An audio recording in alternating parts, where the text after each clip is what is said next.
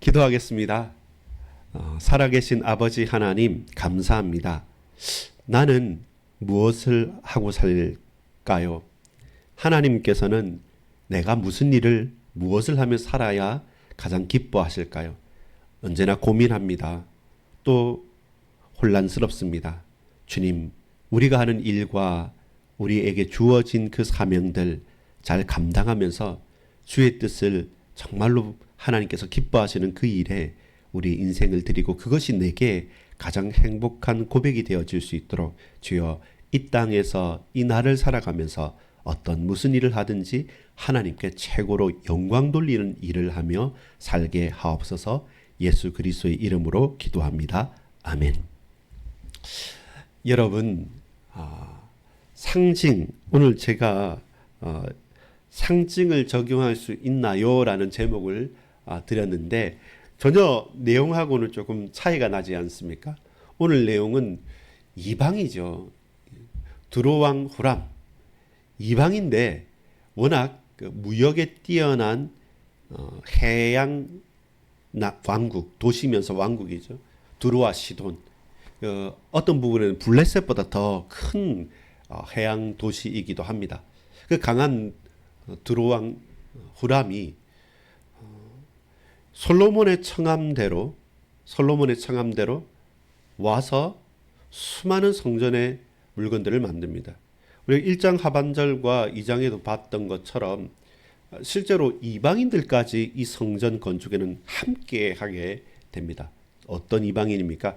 이스라엘 안에 살고 있는 이방인들까지 모두가 성전 건축에 매달리게 됩니다. 우리는 쉽게 생각해서 건축하면 되지라고 하지만 그 열망을 가졌던 솔로몬조차도 4년 2개월 이틀, 4년이 넘게 뭔가에 많은 준비와 일들이 필요했겠죠. 그렇게 해서 성전을 착공 시작하게 됩니다. 물론 아버지 다윗 왕이 모든 준비를 다 했음에도 불구하고 준비가 다 됐다고 해서 그 일을 바로 시작할 수 있느냐? 그건 또 다른 것이죠. 자, 오늘 4장의 본문 4장 1절부터 22절까지를 보면서 우리는 무슨 생각이 듭니까? 뭐는 몇 규빗이요, 뭐는 몇 규빗이요, 뭐는 어떻게 만들었고, 무슨 꽃 모양 무늬를 만들었고, 그 위에 기둥을 했고, 기둥에 동그란 걸 했고, 이게 뭐냐, 그냥 만들었다, 만들자, 끝 하면 되는데, 여러분, 저와 여러분의 삶이 성공과 실패 혹은 응답과 혹은 무응답의 갈림길이 사실 거기에 숨어져 있는 것입니다. 소위 말하는 그 디테일에, 그러니까 아주 자세한 것. 승부는 결국 가장 숨겨져 있는 계약 사항에 보면 탁 보이는 게 있지 않습니다. 보이지 않는 그 약관에, 그 계약 사항의 그 작은 것 가운데 여러분 승패가 결국 디테일에서 승부는 결정이 난다고 하죠. 그걸 한번 생각해 보면 놀라운 것이죠. 하나님의 성전 위대하다, 대단하다, 우와라고 하지만 실제로 이 성전은 영원할 거라고 바라보고 다윗이 솔로몬이 만들었습니다. 나중에 하나님의 백성들이 하나님을 저버리고 포로로 끌려가면서 이 성전은 지금 착공하는 이 성전은 솔로몬 성전은 회파되고 파괴되게 될 것입니다. 그리고 다시금 돌아왔을 때 그 귀환하는 백성들이 직면하는 것도 제일 첫 번째는 뭡니까? 이 무너진 성전과 그리고 회파된 성전과 무너진 성벽을 쌓는 것이 그들이 이스라엘로 돌아올 이유가 되는 것이죠. 여러분, 오늘 본문에 보면 제일 먼저 번제단을 만듭니다. 그리고 또 바다, 모세율법에는 물두멍이라고 하죠. 제사장이 쓰는 바다도 만들고요. 그 다음에 큰 대야, 그것도 엄청난 큰 대야는 뭡니까? 번제단, 그 길고 넓은 번제단에서 짐승을 태우고 제사를 지낸다고 한다면 먼저 제물들을 씻는 곳이 10개의 대야, 큰 대야였습니다. 그 크기 때문에 거기서 제물들을 씻기도 하겠죠. 그러면서 여러 그릇들이든 여러 하나하나 있어야 될 기구들을 후람이 거의 모든 것을 다 완성을 합니다.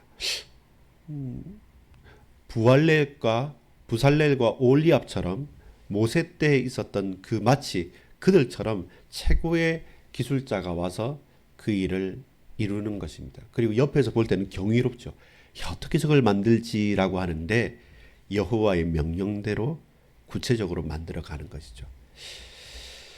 저와 여러분의 삶에서 그렇습니다. 오늘 살아가는 가운데 우리가 움직이지 않으면 결국은 떠내려가는 현장에 있는 것이죠. 그냥 가만히 있으면 가만히 살 수 없는 삶이지 않습니까? 무슨 말입니까? 많은 사람들이 뛰어가고 또 목적을 향해 가고 또 가만히 있으면 뒤처지기 때문에 적어도 보조를 맞춰야 하지만 그저 그렇게라도 살 수 있는 경쟁이 극심화되어져 있는 사회입니다. 앞으로는 더 그럴 거고요. 이제는 사람이 경쟁이 아니고 경쟁할 수 없는 AI, 챗GPT하고의 경쟁이기도 합니다. 모두 다 위기를 가지고 있죠. 그래서 뭔가를 더 많이, 더 빨리 습득을 하고 다른 사람이 모르는 나만의 뭔가를 갖춰야 되는 것처럼 계속 아무것도 안 해도 저와 여러분은 조급해집니다. 바로 그런 삶의 일상 가운데 우리는 어떻게 살아야 되고 무엇을 보며 살아야 됩니까? 아니 목사님 이거 뭐 제단 만들고 바다라고 하는 큰 풀장 만드는 것하고 그리고 뭐 성전 제사 지내는 물건 만드는 거하고 그 말씀이 무슨 의미가 있습니까? 라고 만약에 물으신다면 첫 번째 겁니다. 그게 뭐냐면 이 성전의 기구들을 만드는 이유를 한번 생각해 보십시오. 이유가 뭡니까? 첫 번째는 기능적인 이유입니다. 쓰려고 만드는 겁니다. 그 바다는 제사장이 거기서 씻어야 되지 않습니까? 그 대야는 제물을 씻어야 되지 않습니까? 그 긴 놋 제단은 뭡니까? 거기에 불태우고 제사를 지내야 되지 않습니까? 그것처럼 우리가 볼 때는 화려하게 보입니다. 대단하게 보입니다. 근데 결국 화려하든 대단하지 않든 대단하든 좀 못생겼든 그 기능이 필요한 겁니다. 그 일에 대한 그 사실에 대한 그 기능에 대한 것이 필요하느냐 그렇지 않느냐는 겁니다. 저와 여러분이 오늘을 살아가는 이유 가운데 내가 해야 될 일, 내게 맡겨진 사명을 구체적으로 감당해 갈 수 있는 그 능력이 있는가, 그 동기가 있는가, 그리고 그 마음의 중심이 있어서 실제로 뭔가 내 손발을 움직여서 그걸 해 나가는가. 첫 번째 기능에 대한 겁니다. 물두멍의 기능이 있고 바다의 기능이 있고 놋재단의 기능이 있고 각각의 대야의 기능이 있었던 것처럼 순금으로 만든 부지깽이처럼 각 다 기능이 있습니다. 내게 맡겨진 사명, 나에게 주어진 임무, 내가 해야 될 그 일에 대해서 만약에 저와 여러분이 대충 그리고 남들 하는 것 눈치 봐가면서 한다면 사실 우리는 그 사명을 감당하지 못한 거죠. 좋은 그릇이나 안 좋은 그릇을 떠나서 실용적으로 그릇은 담아야 됩니다. 우리 가슴에 담고 우리에게 주어진 일들을 감당해 가는 것입니다. 그래서 게으른 자는 먹지 말라고 한 말씀이 맞는 것입니다. 목사로서 제 역할이 있습니다. 부지런히 또한 성실하게 하려고 해도 한계에 다다릅니다. 그러면 저는 포기해야 될까요? 아닙니다. 더 엎드려야 되고 또 다른 뭔가라도 찾아서 그 부단히 노력하면서 배워가면서 또한 하나님 앞에 엎드려서 기도하면서 또 우리의 성도님들 도움을 받으면서 그 역할을 잘할 수 있도록 마음을 쏟아야 되는 거죠. 그게 기능입니다. 오늘 모든 성전의 기구들은 하나님을 예배하고 찬양하는 것에 대한 기능이 있었습니다. 첫 번째 1차적으로. 그 기능을 잘 감당하는 겁니다. 근데 두 번째가 있어요. 두 번째가 뭡니까? 심미적인 기능. 무엇입니까? 볼 때 아름답다는 겁니다. 정교하다는 겁니다. 정교하고 아름답다는 말은 무엇입니까? 사람으로 말미암아 주목하게 하는 것이죠. 제가 지금 이렇게 양복을 입고 넥타이를 맸습니다. 새벽에 와서 이렇게 할 필요 없겠죠. 근데 그게 아닙니다. 왜 그렇습니까? 이 시간은 제가 혼자 있을 때도 있고 전사님 계실 때도 있고 이런저런 상황은 다르겠지만 아무리 혼자 있더라도 정식으로 그리고 하나님 앞에 이 시간 예배의 시간이고 나 홀로만이 아니라 다음에 영상으로 듣는 사람 성도님들 위해서라도 나는 준비하겠다라는 겁니다. 보여지는 것에 대한 겁니다. 그것은 자세입니다. 첫 번째 기능이라고 했어요. 해야 될 일, 맡겨진 일, 내가 물두멍은 물두멍에 재단은 재단의 역할을 감당할 수 있어야 되기 때문에 우리는 각자의 삶에서 게으르지 않게 내게 주어진 하나님의 사명을 가지고 묵묵히 성실하게 걸어가는 것입니다. 공부하고 일하고 또 쉴 때는 쉬면서도 내게 주어진 일을 통해서 다른 사람들을 살릴 수 있는 사명을 감당하되 그 하는 그 과정에서의 자세는 뭐냐면 아름다움입니다. 정교함입니다. 준비됨입니다. 그리고 놀라움입니다. 왜냐하면 우리를 통해서 누구를 보이십니까? 예수 그리스도 하나님을 보이는 겁니다. 저 예수쟁이라고 하면 뭡니까? 나 예수 믿는 사람이란 말입니다. 당신을 보면 누가 생각난다고요? 예수가 생각나야 되는 것이고 생각나기 때문에 예수쟁이 이렇게 할 때는 욕하는 겁니다. 네가 잘못했다는 겁니다. 예수님 믿으십니까? 어쩐지 교회 다니시는 것 같다고. 목사님이셨습니까? 그렇군요. 어제 제가 들었던 말입니다. 제가 조그만 개척교회 목회를 하고 있습니다. 그랬구나. 왜 이렇게 칭찬을 하면서 어쩐지 하면서 그러면서 자기가 이런저런 얘기를 처음에는 막 이렇게 하다가 떠벌리다가 제가 그냥 조용히 앉았다가 목회자는 거 알고 옆에 있는 사람이 얘기를 하는 거예요. 그 말은 뭡니까? 존중하겠다는 겁니다. 당신 궁금했는데 당신에게 예수가 있구나. 하나님의 자녀구나라는 사실들을 은연적으로라도 직감적적으로 알았을 때 드러나는 것이죠. 내 자세를 막 허물어뜨릴 수 있겠습니까? 긴장해야 되는 것이죠. 어떻게 해서든지 경청하고 도움을 드릴 수 있도록 그리고 내 마음을 다해서 기도하고 축복할 수 있는 이 준비를 하고 있으니까 다른 것이죠. 그게 이 정교한 기구들을 만드는 이유입니다. 꼭 물컵 큰 거 대충 나무 뚝딱뚝딱해서 물 어느 정도는 가둘 수 있지 않겠습니까? 그걸 바다라고까지 표현할 만큼 그렇게 대단한 겁니까? 근데 아주 기능은 하더라도 지속할 수 없고 그 자세가 아니라고 하면 결국은 허물어지는 것이죠. 첫 번째는 기능적인 것이었고 두 번째는 심미적인 아름다움에 대한 것이었고 세 번째는 뭡니까? 오늘 우리가 이제 붙잡아야 될 것입니다.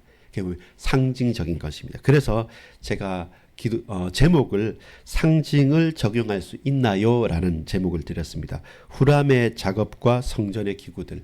자, 물두멍, 바다, 번제단, 그 다음에 대야, 기타 등등 많은 성전의 기구들. 거기에 대한 상징이 뭐냐는 겁니다. 기능은 역할을 하는 거잖아요. 내 할 일을 하는 거잖아요. 보이는 신비적 아름다움은 우리의 자세를 말하는 거잖아요.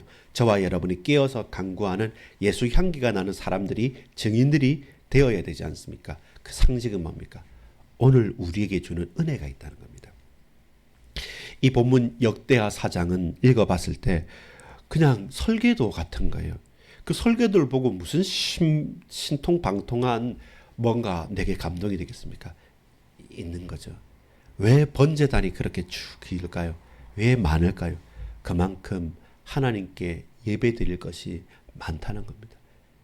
많은 이스라엘 백성들이 성전에 나와서 하나님 앞에 예배드리기 위해서 그 제물들을 잡아야 되는데 그걸 준비하는 거죠. 길다는 겁니다. 근데 여러분 그 앞에서 제사장들이 하나님께 예배드리고 번제물을 태우고 제사드리며 기도하는 그 연기가 그치고 그 번제단이 늘 깨끗하게 비어있다. 그러면 우리는 영적으로 빈 사람이죠. 정결한 바다, 그게 물을 채우고 제사장이 씻고 들어가야 되는데 내가 늘 씻어야 될, 내가 정결하게 돼야 될 그 물이 비어있다. 혹은 그 바다가 노시 손바닥만한 두께인데 그게 만약 깨어졌다. 그럼 모든 것이 새어버리지 않습니까? 이처럼 저와 여러분에게 각자 개인적인 문제와 사건들 속에서 나는 나의 문제를 놓고 그 대하에 내 재물을 드리고 씻어서 하나님께 드리겠다라고 하는 개별적인 내 개인의 중요한 미션들. 여러분 이 모든 것 하나하나가 그냥 지나쳐 버릴 수 있지만 왜 그토록 심혈을 기울여서 아로새기고 장식하고 거룩하게 아름답게 만들어 갔겠습니까? 왜 그렇게 했겠습니까? 그 이유가 왜 없겠습니까? 그냥 보일 때 기능이 있고 아름다움이 있는 거죠. 사람이 볼 때 압도하죠. 근데 그 영적인 그리고 오늘날 저와 여러분에게 주시는 상징적인 이유와 의미와 가치가 없냐는 말입니다. 더 많죠. 우리가 그 시대에 그렇게 제사 지내고 자신을 정결하게 할 수 없었지만 이 수많은 결론적으로 맺겠습니다. 이 수많은 아주 심혈을 기울였던 많은 노력이 들어간 성전기구들이 싹 다 없는데도 가능한 것이 무엇입니까? 예수입니다. 우리가 십자가와 부활의 주님을 만났지 않습니까? 이번 주 강단 말씀처럼 보자면 그 주님을 들었지 않습니까? 그 내가 직접 찾아가서 봤어요. 그 대화하면서 만났어요. 그러면 이제는 저와 여러분 부인할 수 없는 예수 그리스도의 증인이 되어져서 매일마다 내가 메시아를 만났다. 내가 그리스도를 봤다. 너도 와서 보라! 라고 말할 수밖에 없는 거죠. 내 가슴에 사무치는 한이 생기는 거죠.